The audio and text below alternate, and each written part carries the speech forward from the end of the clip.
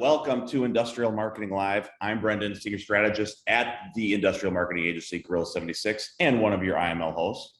Thank you so much for joining us live today, and thank you to everyone listening on the podcast and on YouTube, on the recording. So today we're going to be talking about the creme de la creme of marketing, social proof. So we're going to talk about why social proof is powerful, right? It's getting real customers talking about how great your company is, so you don't have to say it yourself. We're going to talk about it in the context of demand gen. So how to use it to create that good content that feeds distribution to help you tell that story and build trust with your brand. We're going to talk about how to talk to customers and how it's the base of everything we do in marketing and how we can leverage those interviews into good case studies and good content. And then we're going to take you on a linear path to talk about social proof and how you do it right from those customer interviews all the way up into distribution. And joining us today, we have a very special guest, conversion writer Alan Fennewald, joining us as one of our panel members today. So Alan, welcome. It's good to see you, man. So I want to talk to you first about doing customer interviews. So the first thing is, we all know getting interviews is extremely challenging for industrial marketers. So when you get one, Alan, when you get a customer interview on the line, how do you hook them and how do you get the most out of that conversation? Well, great to be here. Thanks for having me on to talk one of my favorite topics, which is social proof, because this gives me the opportunity as a writer to kind of flex my narrative muscles and get the most pure storytelling that I usually have the opportunity to do in my job. And so when you get a customer interview, you got to decide what your goals are in that. If you have a very specific thing that you need to get out of it, like you're looking for a very specific circumstance that you want to highlight, or if you're just looking for the best story that they have available. It's always easiest when it's the latter, because you're not having to pry and pick and kind of sort through all of the stories they have in their head to find the right one. You can just ask for their favorite one or the one they're the most impassioned by. And that's usually where you're going to get the best narrative to work off of and be able to create the most branching content off of that, because it's going to have the most detail. It's going to have the most drama involved. And so that's one of the things you got to think about. But if it is that you're just looking for the best story they have, if they agreed to be on the interview with you, they probably already have one in mind, or they probably wouldn't have wanted to spend the time talking with you. So the easiest question can just be like, what is the time that you always talk about when somebody asks for a recommendation about this company? What always comes to mind? Mm-hmm. It'll probably be pretty close to what you're looking for, unless it's something hyper specific you want to get out of them. I think this point is a good time to talk about having good marketing and sales alignment, right? Like a lot of times, like I feel like as a marketer, I don't have all the necessary information in the field, like what's happening on each of these projects. So having a regular touch point with your sales team on what projects are currently live and which ones we just completed, and like which ones actually delivered a good result. It's like having that constant conversation with your sales team to pull in information on who I should be talking to as a marketer, right? Who should I be setting interviews up with to get case studies or more generic, maybe market research, customer interview stuff that maybe not turn into a case study. And then Alan, I think that's all right. So how do you set yourself up for success in that? We'll stick on the case study side. How do you set yourself up for success when you want to have a case study interview with a customer? I try to get them as comfortable as I can with me first, because you're wanting them to tell you a story. And in order for them to do that as best they can, they need to feel comfortable with talking to you.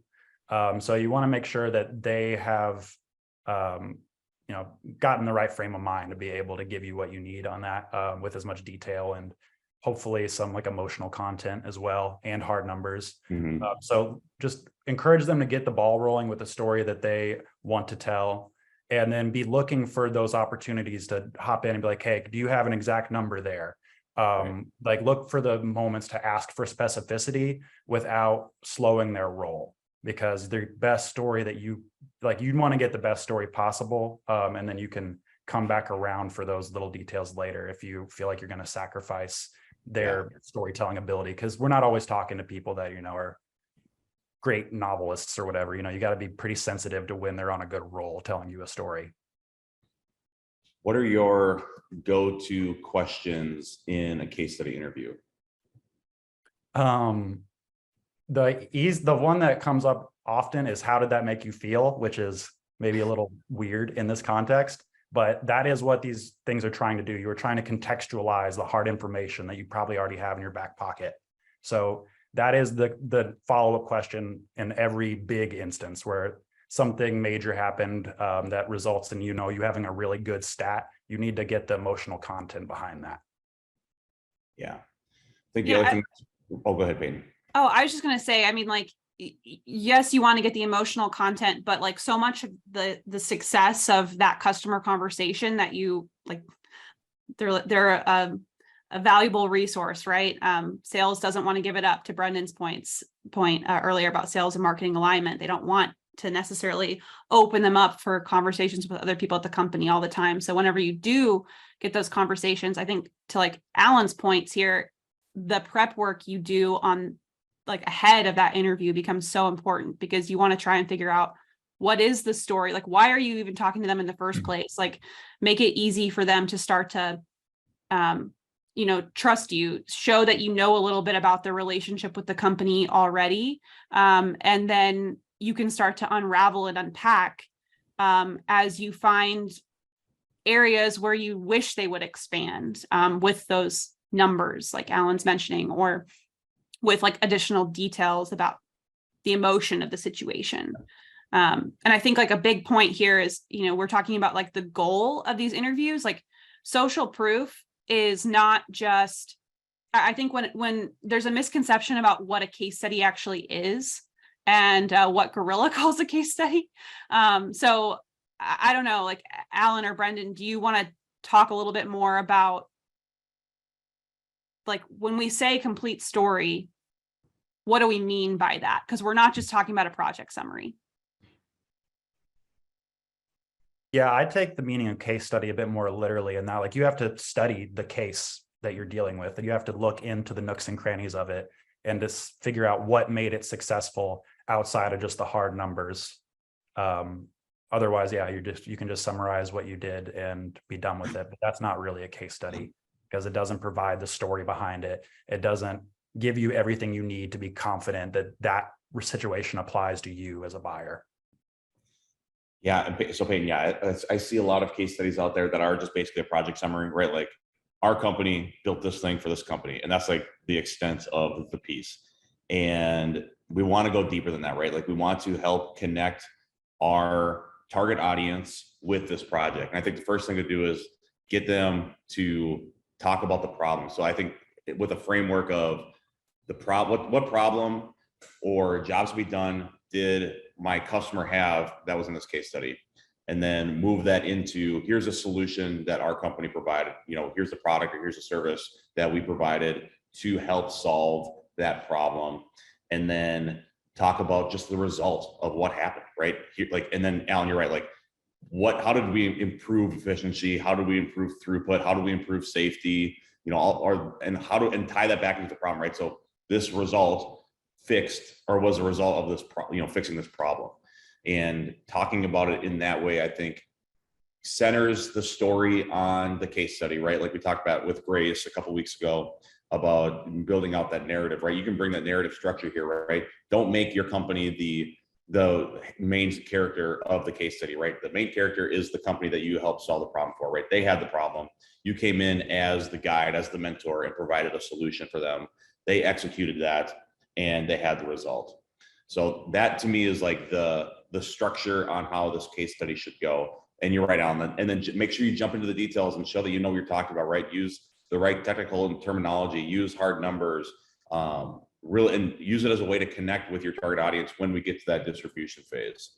Mm-hmm. And that's where these detailed customer interviews are so important, because you can't tell the story through the eyes of Frodo if you didn't talk to Frodo and get everything from his perspective. To Eddie's point in the chat earlier, you are Gandalf, but the story is being told through Frodo. So you got to remember that as you're writing these things too. Like, who is actually experiencing the things you're talking about? Who's carrying the ring, right? That's what matters. Mm-hmm. Yeah. Mm-hmm. And Aaron asked a question here in the chat about, just like basic structure, and we're getting some great feedback. Zach shared a structure that he uses, outlining the situation. Zach, you want to come up and talk about your case study structure? Yeah, sure. Well, this was given to me. Initially, I used it for preparing for job interviews. It was given to me by my stepfather, who teaches organizational behavior. Um, and, it's just this classic business school model. He called it PAR, PAR, problem, action, result. But I've heard it referred to in these different acronyms. But so a lot of these will start with situation first, which is basically the context. And it can be helpful to set that up and differentiate that from setting up the problem. But sometimes setting up the situation and then describing the problem, those two things can get conflated. So you just have to be careful, if you are going to include them as separate things, not to describe the same thing twice. So if you're using the four letter acronym, then just be careful not to just have the same information. But basically, the first part is, what is the context? What is it's exactly, Brendon, what you were saying. It's that structure. It's, what is the problem that you were trying to solve? What actions did you take to solve that problem? And what was the result? And you can elaborate on that. But in elaborating on that, it's always remember your audience. I applied this to great effect when I was working in an agency role, and I had to sounds cocky. I redid all of the case studies on our website because they were all from in that very agency voice that were, patting itself on the back for what it did, from a very designy standpoint or marketing standpoint, but not from the client's standpoint. And so I basically was looking for how each one of those case studies could apply to the broadest business problem possible. Yeah. Like the business, it wasn't about then, like, how did, we solve this branding problem or this, account-based marketing problem. It was more like, your business is trying to grow, but at the same time, you lack the capital to grow. Right? So that is the problem. Yes. It's not that you have a branding problem. Branding is the approach. And so by reframing it in terms of the client's problem and making it more universal, we suddenly started getting way more traction on those case study pages. More people started clicking. Yeah, and you can think about case studies like you can think about what makes good ad copy, right? It needs to be familiar enough for everyone to be able to apply themselves to it, but specific enough for it to be intriguing and to make people think a bit deeper about it. You got to try to balance the uniqueness with the familiarness of it to try to get as wide of a buying funnel as you can, right? So yeah, great points there, Zach. So I'm going to share my screen because Eddie also asked in the chat, and we're going to talk a little bit. I love the points that are coming up in the chat about anonymous case studies. I want to circle back to that, but I do want to show you, we're going to take you on like a linear journey with an actual example from a client that we work with, how we started with a case study and then how we've kind of like unpacked that and gotten through demand generation using this asset. So first I'm going to show you the case study. So right here, hopefully you guys are seeing my screen. Yep, we see Peyton. Yeah, so we're talking in this example, this client was willing to, our customer was willing to be named, but you can even see in the headlines that come up here the circumstances. So the situation, like what happened here, what we have, how they built on top of that solution to solve even more problems.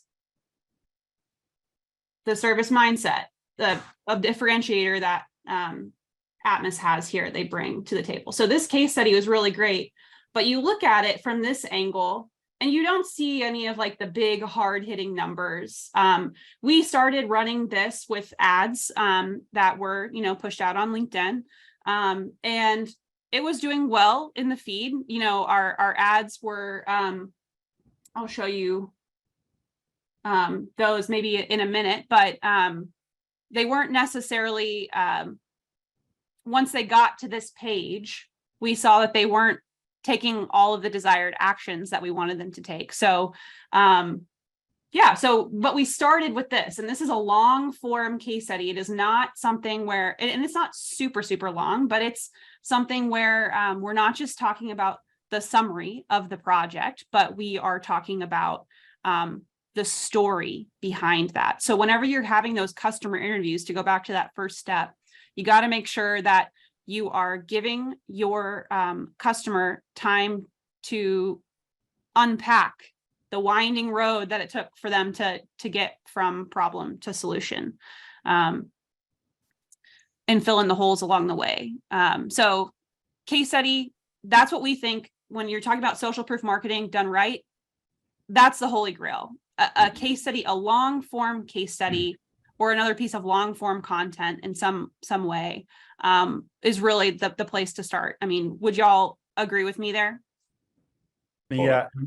Ideal world, you could almost turn these case studies into an example of the buying experience. You know, you want it to be as comprehensive as you can without being too tedious, for them to feel confident, like, yeah, this is the experience I want to go through. So in the situation where you have folks who are not willing to be named, how have you handled that? And Aaron, I'd love to hear, I know you've been chiming in the chat. I'd love to hear what you have to say about anonymous case studies. If you can project, I know you're we're in the same room. Hear me okay? Yeah. I'm sitting right next to Brendon. I'll just here. Yes, Salim had a good question about anonymous case studies and if those are even worth it, because what makes a case study valuable is knowing that a real customer went through that same experience. And when it's anonymous, there's obviously like the risk that people think it's fake and you made it up, blah, blah, blah. But one thing Salim pointed out was like, within an industry, I feel like if your industry is very tight-lipped and they don't like to share who their suppliers are, that's typically well known across the industry, which I think already is kind of like lowering the barrier to like skepticism around anonymity. And I also think when you are in that type of industry, having your case studies be anonymous can build more trust, because it shows that you show discretion. You're not, you know, telling your customers whole stories when they, you know, most people want to keep that private. And I think just because it's anonymous doesn't mean it has to lack specificity. So I've done it in the past where, like, even when you're sharing specific numbers, you can anonymize that data. So instead of saying they reduced OEE or they improved OEE by 15%, well, maybe you say it's like 16 or maybe 14. So it's not the exact number, but you're still getting the same effect. Those are some of the ways around where I'm like, as long as I'm specific and like acknowledging the importance of the anonymity, like I think it's still effective and worth it. Yeah, you have to put in a bit more effort to decide which details that you can talk about are the most relevant to your buyers. You know, like, what are the things that they are going to recognize from their own company that you can talk about, so they can be like, oh yeah, no, these guys are like us, even though I don't know their exact name. Kara brought up a good point too. Kara, would you want to come on and talk about how you've handled it when companies ask to remain anonymous? Put you on the spot. Me, Kara? All right. Yeah, Kara I'm Rowan. at the office and my headphones won't work and there's people talking, but I'll be fine. Yeah, so we had a customer, a very large hyperscaler out in the Northwest. Not that hard to figure out who, but they did not want to be named. And so we just, you know, throughout the case study, just kind of said a large hyperscaler, but we still had to have something out there because people want to read a case study. They want, you know, a lot of people on the chat are saying the same thing. They want to make sure that it's a real thing, that, you know, it actually happened. And, you know, if they're in that same boat, they can kind of see the numbers and all of the stats that kind of go with that. But I don't think it matters if you have the company name or not. It'd be nice, you know, to have that logo, but I think even just getting something out there is better than nothing. Yeah, we've had that in the past too, where with the world's largest online retailer, wonder who that is. Right, exactly. Yeah, find It's like something this is- descriptive, like Yeah. geography based Right. or industry based, Yeah. and that can pretty much satisfy. Yeah. Cool. Awesome. Thanks. Yeah. So when we're talking about, we have a case study now. Great. We wrote it. We interviewed our customer. Now we want to distribute, push this puppy out into the world. So we need ad copy. Alan is our conversion copywriter here at Gorilla. So would love to one thing get. before we talk about ad, I just want to say this part is really important, especially for us on the demand gen side, right? To think that you're going to put a case study up on your website and have it make any sort of effect with SEO or someone stumbling upon it, coming to your branded website, you might as well have not written the case study. I think like no one's searching for your super long tail keyword about, we were like reducing, cover at a landfill in Michigan or wherever you were, Peyton. So like no one's searching for that. So we need to guarantee distribution of this piece. Because you spend a lot of, I know these take a long time to do, right? Like we have to talk to sales to figure out who we're going to interview. We have to interview the person. If you're a marketer, like me, I struggled, it take me 10 hours to write a piece because I'm not a writer, or you have to hire a writer, right? And then that means it costs money to get, it's probably $2,000 for you to get a case study written from a professional writer. So you put all this time and money into creating the thing, guaranteed distribution of that so you can actually have a positive effect on your business. And the only way that we can do that is through paid social distribution, right? LinkedIn, Facebook, Reddit, YouTube, wherever makes sense for your audience. We have to deliver this content to where they are hanging out on the internet. All right, that's my spiel. Take it away, Alan. How do we actually do that with creating ads? So the easiest way to maybe think about it is, when you get a novel and it has the summary on the back, you want to try to start by writing that. Like probably the easiest way to think about it. Summarize your case study as best you can in the character limit that you have to work with. Make sure you got all the important details included, and then you restructure it based off of how you want to sell this summary to your audience. So, the best, most juicy detail that goes at the top, that's your lead now. For example, this is all hypothetical, right? But like for one of our things, this came up more than once somehow, but a client that was willing to go above and beyond on Christmas Eve to make a deal happen. And I was like, oh, Christmas Eve, boom, that's the lead now. Because that is striking. That's not something you see every day, but it's also incredibly familiar. Everyone knows the stress of doing something on Christmas Eve that they didn't intend to do. So yeah, look for those catching, but relatable details that you can bring to the top to draw people in to the rest of your summary. And if you do have some hard numbers that you want to make sure people see, don't be afraid of bullet points. Those are useful, even if you're trying to do a more of a narrative vibe throughout the rest of the ad. I think it's super important to bring in quotes, right? Direct quotes from your customer into the ad copy, and like image headlines, a great place for that, or as maybe as part of the lead or the hook, right, Alan? Like it's super important to bring that information into the copy. I would just also warn about being too reliant on quotes, because it's really easy to get long or let the quote get long. So make sure you're picking out the real money part of that quote and not just burying the reader with stuff because that's what the customer said. Make sure that you're still being artful with those quotes. Yeah, Alan, when we were preparing for this, you said that there's some lessons we can learn from BuzzFeed when it comes to copy. Anything? I almost regretted that reference as soon as I said it. But yeah, like you do need to draw people in with that element of drama that BuzzFeed tends to go like, you won't believe this thing. I don't like that necessarily as the thing that draws people in, but you need to be able to get that, oh, wow, what the crap moment to get people out of their social loops. And so I would say that think about what would BuzzFeed do with this article, to make it more dramatic or more eye-catching, and then what do I need to do to scale that back to make it work with my audience? You want to get right up to that line, but not cross it. Yeah.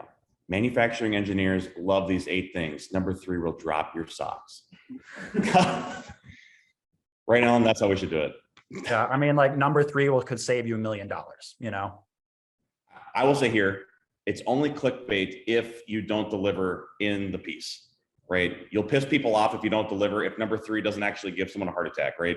But you can use that to get someone to click in as long as you deliver in the copy.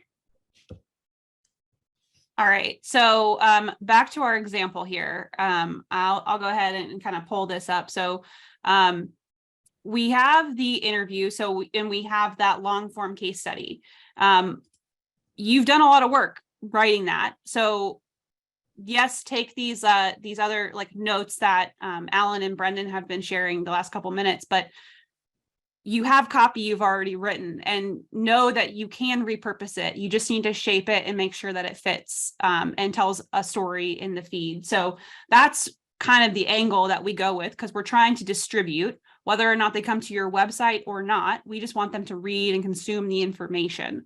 So break that case study apart into like little nuggets. Use that as your ad copy. So what this might look like, I'll share my screen again. Okay. Here we go. So this case study we showed you earlier, long form. Then we pop in here to what that ad might look like. So we're using all 600 characters here. Our little catch, alarm bells are ringing, so a little bell. We use one of the statistics in the copy here. And then the image headline, big stat. And I know, and I'd be interested to give Mary some time to make her case. Mary Keogh in the chat was saying, you don't need big numbers. Big numbers work. They work really well. They're really nice. That's why you see BuzzFeed articles pulling them in, top 10 ways you can do this or that.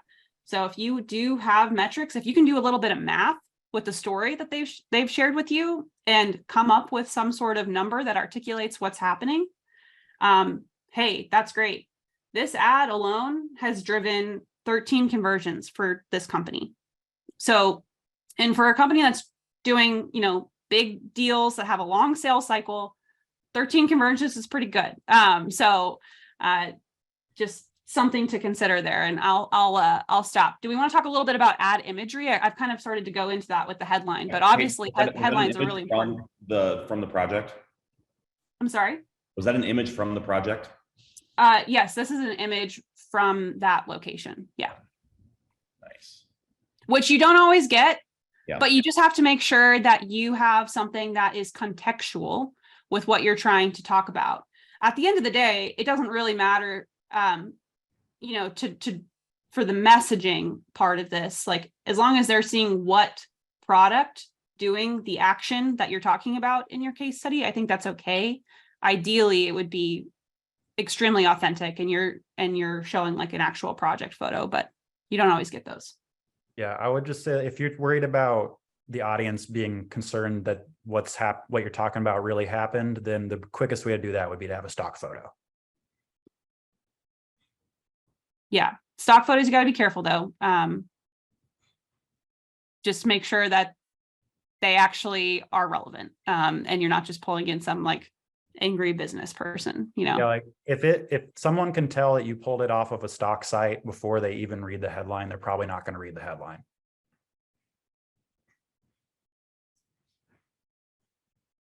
Sorry, I'm reading the chat here. You guys trying to keep up? Okay, so let's talk about distribution again. Okay, so paid social is not the only way to do this, right? But I'm just like relying solely on organic is probably not the move, right? We got to do some sort of outward distribution. I know a lot of you probably have pretty large email lists. Like these are good things to put inside of your newsletter or a one-off email. Hey, to your existing audience, for return business, that sort of thing. Like I think this is good content there. I think someone mentioned like trade journals. These typically aren't good articles for trade journals. Those will typically get kicked back because it's very pro your business, right? They're looking to have more like neutral type expert articles in those trade journals. But Mary, I think you said, make them real nice as a handout. Bring those to, like if you're doing trade shows, bring some, flyers with your case study. put it on nice paper and hand it out to people so that they have a chance to read it there. So you can get creative, like directly put them in an envelope and send them to you know, a mailing list. Like make a TikTok, yeah. Put it on your organic social. We like paid social just because it guarantees distribution and we can see the analytics on the backside of it. So that's why we like that. But there are other ways for you to distribute this content. But I just make sure you do something to distribute it and don't just rely on someone coming to you, and like, don't be passive with this. We also had a question about like how we're defining conversion, and I just want to make sure we capture that here in the audio part of the conversation as well. So when we're talking about, you can track conversions in all different kinds of ways. You can track conversions for a page view, you can track conversions for a button click, and LinkedIn has documentation on all of that. But what we are defining a conversion in this example is they filled out a form for a consultation request. So this would be like a high intent lead that has come through this specific case study.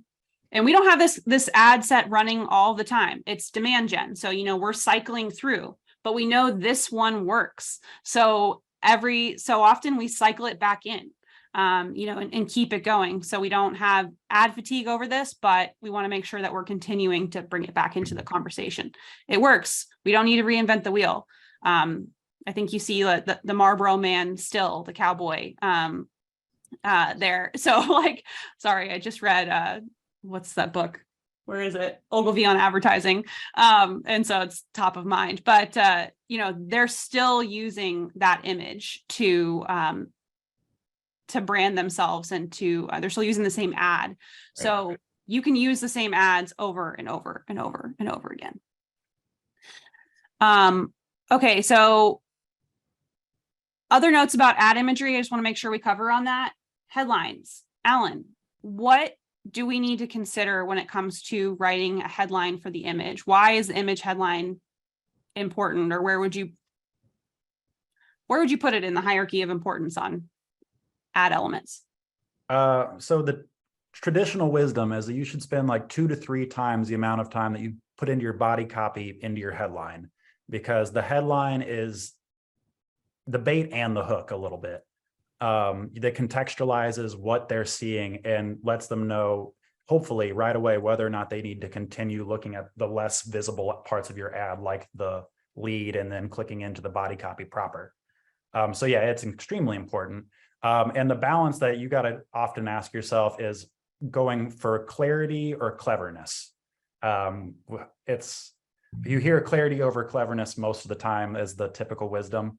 But if it's just clarity and there's never any cleverness, then you might just get people glazing past it and not really taking notice, depending on how awesome your photo is and stuff like that.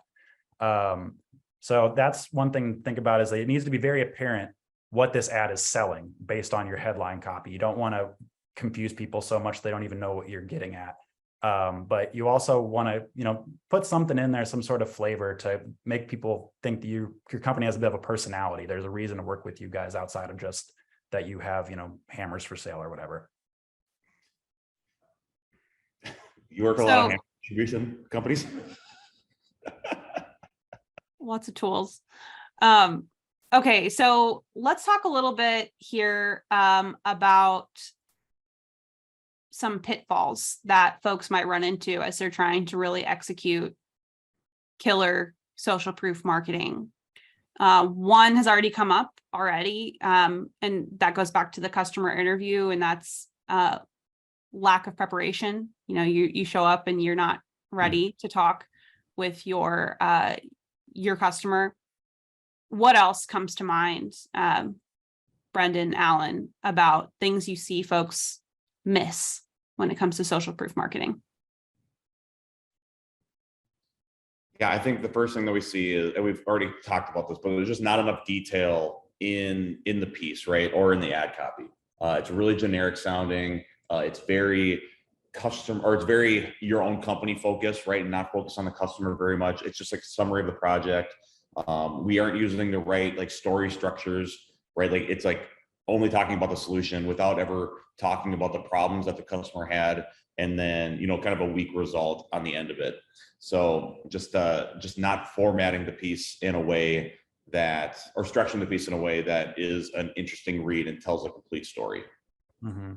And with social proof specifically, you can almost kind of borrow from newspaper headline writing, like what happened, if you need to have your subject, your action, like you need to be able to tell the complete story within that sentence, hopefully, including, your problem, your agitate, and your solution, ideally, all within this one phrase. That's like the gold standard, is being able to kind of summarize your entire offering within this headline.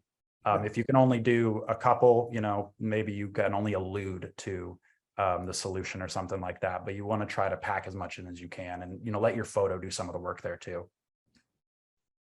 And the headline that Alan is describing is the one that would be like on the image, because that's the first thing that is going to stop you when you're scrolling through the feed. Yeah. The other thing that we talked about that I'll bring up, PDFs, big pitfall, right? And I think it's just like these next 2 points are kind of just like just how you have your website designed and developed, right? Like we see a lot of industrial companies that just have a bunch of downloads on their website, and that's just not a great user experience, right? And like you don't get the Google Analytics information, right? All you can see is that it was downloaded, but you can't see did people actually consume it, right? Like you can set up some cool stuff. If you go back and listen to our conversation with Patrick on GA4, you can set up really cool scroll depth goals within GA4. You can do, time on page, pages per set, like look at all those consumption metrics. If you're seeing like people aren't scrolling down, you probably have formatted your piece incorrectly. You don't get that data if it's in a PDF. Create the PDF, right? And use that to help you distribute in email and like for your sales team to give out, but on the website, it should be an HTML page. Get the SEO benefit from that too. Right. Yeah, exactly. Whatever benefit there is. And then just what we've been seeing a lot with a lot of our ads in LinkedIn and Facebook is a lot of traffic, especially if you're running Facebook ads, is mobile. Probably 99% of Facebook traffic is mobile traffic. So if your desktop is only designed and developed to be desktop first, you are probably delivering a very poor reading experience for somebody on their mobile device. So I don't know if Grill's going this way, but in my mind, I'm starting to think of websites as being mobile first, and then desktop kind of comes second, because we want to make sure that that experience on the phone is really easy, a good user experience so that they can consume on the mobile device. So definitely look at your own analytics, but be sure to know if you are running paid distribution in LinkedIn or Facebook, you will have traffic from mobile. So Google Analytics might be telling you a lot of your traffic is coming from organic and it's on desktop, but if you just look at your paid social distribution, it's probably going to be a lot from mobile. Yeah, I'm seeing that across every single account that I manage on Facebook and LinkedIn. If you're running paid media ads there, about 90% of the traffic is coming from mobile devices, because you think about how you use those social media platforms is you're on your phone and you're scrolling. So, think about that when you're creating your ads, and also think about that when you're considering that landing page experience, what they're actually going to get when they click into the case study. Someone who's really committed to that solution might pinch and pull on a PDF a little bit, but you're going to lose a lot of people. There's going to be a huge attrition rate there. So definitely keep that in mind. And I think the last point, Alan, that you made too, and I'll just bring it up as far as a pitfall, is telling the story from a sales perspective, and just kind of restating that again. I know you talked about tell a story as if you're Frodo. So like that, you cannot speak from the sales perspective and have the same impact with these social proof articles as you could if you're telling it from the customer's perspective. Yeah, it's just a different tool. Don't try to use a saw like a hammer. Okay. The last thing I'll show you here before we wrap up, and if you've got some questions, feel free to drop them in the chat. But I wanted to show you one way that we've optimized this ad over time, because this ad in this case study has been up for years at this point. Well, not years, but a couple, almost 2 years now. And so I will show you where we started and then where we've optimized. So here we go. Okay, so we had this ad, and it was originally sending people here to this case study, which is great. You know, you're getting exactly what you say you're giving. You're giving them exactly what they expect, the case study. They get there and they can read all about it. We even have little audio clips in here. We have made micro content for this case study as well. So put these with an image, and we're running those as ads as well. But it's just a wall of text when you get here, which can be nice or not. But we realized that folks weren't engaging with this page as we wanted them to. So we took this content, we put it into a landing page format. So conversion landing page here. Pulled out the main points, took the headlines that we are using in our ad copy, put them as headlines here, just broke it apart so it's easier to consume, gave places where they could dig deeper into the website. And then we've got a form directly on that page. So this is now the landing page experience for this ad. So it's the same ad that's running, but we've just found that by switching the experience, which, you know, if I were to pinch this page up,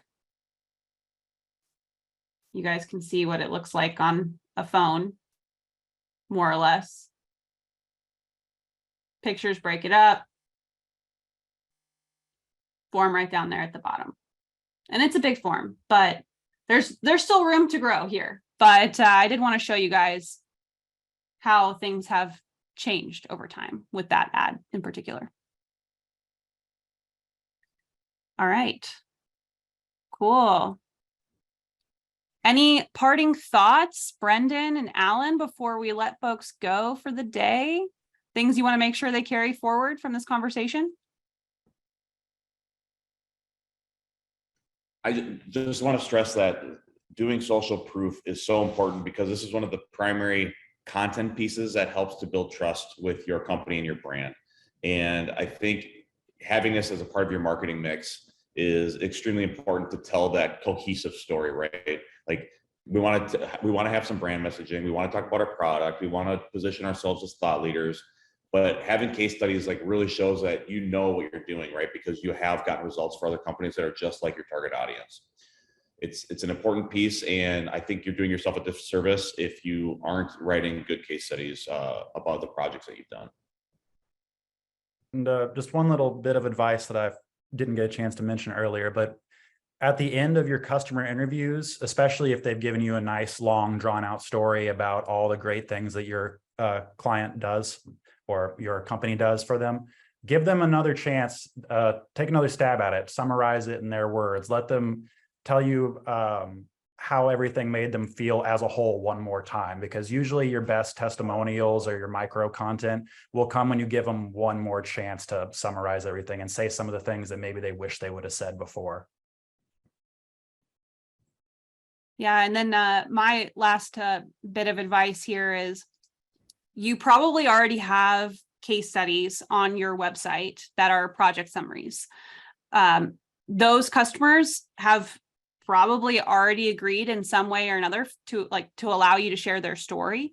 So if you are interested in diving in and creating this like initial content that then you can like waterfall off of with ad copy, with landing pages, micro content, go back to those project summaries and expand on them. You don't have to find a brand new customer that you've never talked to, and sales is maybe a little bit cautious about sharing, but start there and then rebuild those and expand on the story. That's where I would start. Okay. Thank you everyone for joining us today. If you like this conversation and you want to keep it going, I know we've been sharing some advice in the chat, but if you'd like to keep the conversation flowing between now and our next IML, you're welcome to join us in Slack. So if you want in, just post in the chat now and we'll send you an invitation, or DM one of us on LinkedIn and we'll make it happen. Our next Industrial Marketing Live, we're going to be talking about Gorilla's go-to marketing tech stack. Your tech stack is what enables all that yummy data collection that fuels our reporting story. So the best part about what we use is that you can do most, if not all of it, without needing a developer. So you can set up all of this tracking yourself without needing really, really technical folks to help you. But that's what we've got coming up.